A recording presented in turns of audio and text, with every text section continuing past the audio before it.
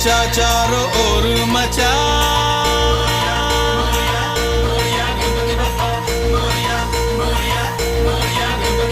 शोर मचा चारों ओर मचा, गणपति बप्पा मोरिया। शोर मचा चारों ओर मचा, गणपति बप्पा मोरिया, गणपति बप्पा मोरिया, गणपति बप्पा मोरिया।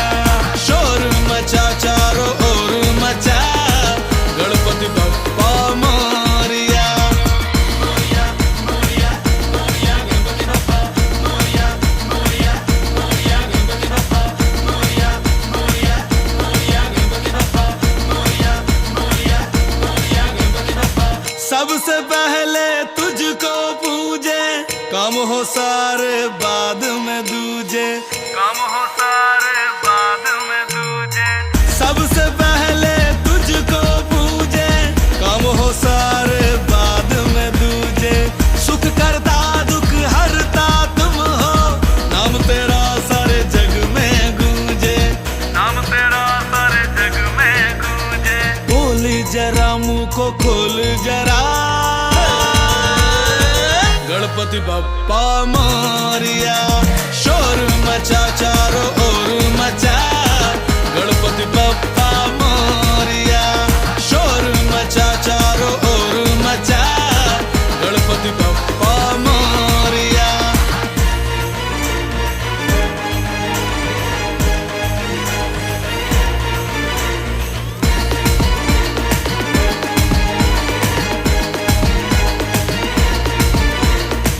शिव जी की आंखों का तारा, माँ गौरा का राज दुलारा, माँ गौरा का राज दुलारा। शिव जी की आंखों का तारा, माँ गौरा का राज दुलारा। शिव शक्ति के लेके फेरे, धरती अंबर कह के पुकारा, धरती अंबर कह के पुकारा। ढोल बजा दिल को खोल बजा, गणपति बप्पा मोरिया। शोर मचा चारों ओर मचा, गणपति बप्पा मोरिया, गणपति बप्पा मोरिया। वक्रतुंड महाकाय, सूर्यकोटि समप्रभ, निर्विघ्नं कुरु मे देव, सर्वकार्येषु सर्वदा। सुस्वागतम सुस्वागतम शुभ स्वागतम। श्री लक्ष्मीनारायण गणेशोत्सव मंडळ वखार भाग सांगली सर्व गणेश भक्तांचं सहर्ष स्वागत करीत आहे। मंडळानं पौराणिक देखाव्याची परंपरा राखली आहे। याही वर्षी सादर करीत आहोत पौराणिक देखावा सीताहरण। सीताहरण। रघुकुल रीत सदा चली आई, प्राण जाए पर वचन न जाए। पिता दशरथांनी माता कैकेयीला दिलेल्या वरदानाची वचनपूर्ती करण्यासाठी प्रभू श्री रामचंद्रांनी 14 वर्षांचा वनवास पत्करला होता। माता सीता आणि बंधू लक्ष्मण हे देखील श्रीरामांसमवेत वनवासास गेले होते। अरण्यात वास्तव्यासाठी त्यांनी एक पर्णकुटी बांधली आणि ते तिघेही त्या पर्णकुटीत वनवासी जीवन जगत होते। अरण्यात अनेक जंगली श्वापद आणि राक्षसी गणांचा वावर होता। एके दिवशी लंकापती रावणाची बहीण शूर्पणखाची नजर लक्ष्मणावर पडली। लक्ष्मणाचे ते अद्वितीय रूप पाहून शूर्पणखा लक्ष्मणाच्या प्रेमात पडली आणि लक्ष्मणाला आपलेसे करून घेण्यासाठी तिनं एका सुंदर स्त्रीचं रूप धारण केलं आणि ती लक्ष्मणाकडे गेली, परंतु लक्ष्मणानं तिला प्रतिसाद दिला नाही। तरीही शूर्पणखा काही लक्ष्मणाची पाठ सोडायला तयार नव्हती। शेवटी चिडून लक्ष्मणानं धारधार शस्त्रानं तिचं नाक कापलं। घायाळ शूर्पणखा विलाप करीत भाऊ रावणाकडे गेली, घडलेला सारा वृत्तांत सांगितला आणि बदला घेण्यास सांगितलं।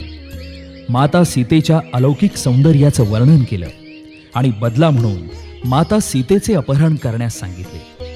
बहिणीचा झालेला अपमान रावणालाही सहन झाला नाही. लागलीच रावणानं सीतेचे अपहरण करण्याचे ठरवले आणि त्यासाठी त्यानं मायावी राक्षस मारीचची मदत घेण्याचं ठरवलं. राजाच्या आज्ञेचे पालन म्हणून मारीचने होकार दिला. ठरल्याप्रमाणे मारीच राक्षसानं एका सुंदर सुवर्ण हरिणीचे रूप घेतले आणि तो श्रीराम राहत असलेल्या पर्णकुटीसमोर आनंदानं बागडू लागला. त्या सुंदर तेजस्वी मोहक कांचन मृगाचा सीतेला मोह झाला. अवर्णनीय सौंदर्य असलेला सर्वांग सुंदर रत्नखचित असा तो कांचन मृग पाहून सीता म्हणाली, हे प्रभू, हा कांचन मृग किती सुंदर आहे नाही? त्याचं अप्रतिम असं सुवर्ण रूप. आहा, या मृगाचे चर्म किती विलोभनीय, किती सुंदर आहे. हे सत्य प्रतिज्ञ प्रभू, या कांचन मृगाचा वध करून माझ्यासाठी त्याचं चर्म घेऊन यावं. लक्ष्मणा, वनात राक्षस समुदाय संचार करीत आहे. बुद्धी, विवेक, बल आणि समय यांचा विचार करून सीतेचं रक्षण कर. मी या कांचन मृगाला मारून परत येईपर्यंत तू सीतेच्या रक्षणार्थ इथंच थांब. आणि प्रभू श्रीराम आपलं धनुष्य धारण करून त्या कांचन मृगाचा पाठलाग करू लागले. परंतु तो चपळ कांचन मृग लांबच लांब उड्या मारत दूर पळू लागला. श्रीरामही त्याचा पाठलाग करता करता दृष्टीआड झाले. हरणाचं रूप धारण केलेला तो मायावी राक्षस मारीच होता. त्यानं श्रीरामाला चकवा दिला. तेवढ्यात श्रीरामांनी त्या कांचन मृगाचा अर्थात मारीच राक्षसाचा बाणाने वेध घेतला. बाण वळविला. मायावी मारीचाने जाणीवपूर्वक श्रीरामांच्या आवाजात आरोळी ठोकली.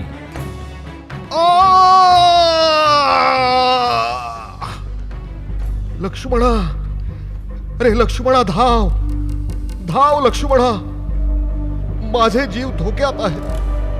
लक्ष्मणा, लक्ष्मणा, जीव धोक्यात आहे. हे सीते, सीते, लक्ष्मणा, धाव. रामाच्या स्वरातली ही आर्त हाक ऐकून सीता चमकली. ती लक्ष्मणाला म्हणाली, लक्ष्मण भाऊजी, प्रभू श्रीराम कांचन मृगाच्या पाठलागावर गेलेत. ते अद्याप परत आले नाहीत.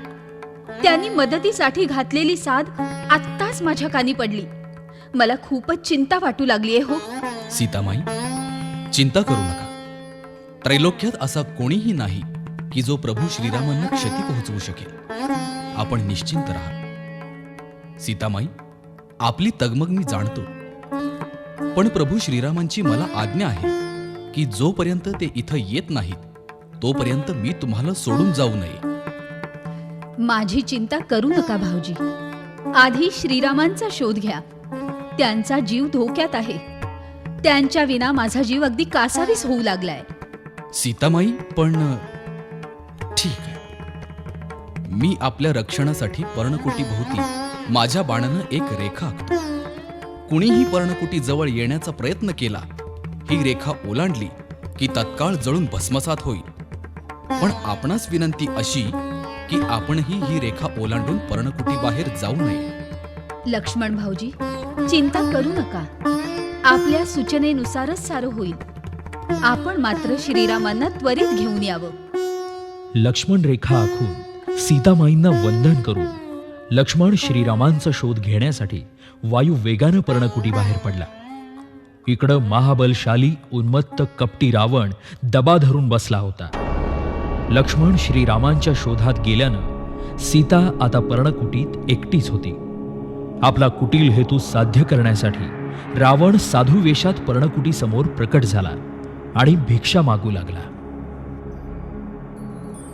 ओम भवते भिक्षां देहि. ओम भवते भिक्षां देहि. ओम भवते भिक्षां देहि. ओम भवते भिक्षां देहि. साधू महाराज, प्रभू श्रीरामांच्या वास्तव्यानं पुनीत झालेल्या ठिकाणावरून कोणीही साधू याचक रिकाम्या हाती परत जात नाही. या, आपलं भिक्षापात्र पुढे करा. मी आपल्याला भिक्षा वाढते. हे पहा सीते, तूच पुढे येऊन मला भिक्षा वाढ.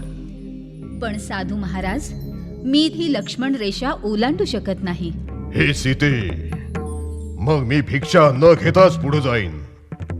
पण मला रिक्त हस्तानं पाठवल्यानं तुझ्या पदरी पापाचं फळ पडेल, माझ्या शापाचं फळ वाढेल, तुझ्या माथी कलंक येईल, राम लक्ष्मणास नरक यातना होतील. नको नको साधू महाराज, असं अशुभ चिंतू नका, अभद्र कथन करू नका. मी येते ही रेखा ओलांडून आणि वाढते आपल्याला भिक्षा. लक्ष्मण रेखा ओलांडून सीतेनं पुढं पाऊल टाकलं. भिक्षा वाढण्यासाठी हात पुढं केला. त्याच क्षणी कपटी रावणानं सीतेचा हात पकडला. तिच्यावर जोरदार झडप घालून आपल्या बाहूंच्या विळख्यात घेतलं. महाकाय रावण रूपात प्रकट होऊन त्यानं सीतेला खांद्यावर टाकलं. सीतेचा प्रतिकार चालू होता, पण त्या प्रतिकाराला न जुमानता रावणानं सीतेसह पुष्पक विमान लंकेच्या दिशेनं मार्गस्थ केलं. नको, सोड मला, सोड मला, सोड. लक्ष्मणा, प्रभू प्रभू रामा, धावा धावा. प्रभू प्रभू, सोड मला, सोड. प्रभू. माता सीतेला जबरदस्तीनं आकाशमार्गे लंकेत नेत असताना लंकाधीश रावणावर पक्षीराज जटायूनं हल्ला केला.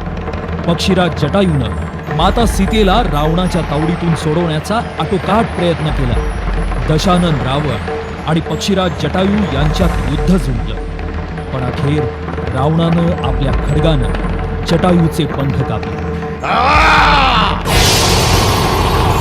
आणि तो लंकेकडे मार्गस्थ झाला. सोड मला, सोड दुष्टा, सोड मला. लक्ष्मणा, प्रभू श्रीरामा, सोड मला, सोड दुष्टा. प्रभू रामा, अरे सोड मला. लक्ष्मणा, धावा.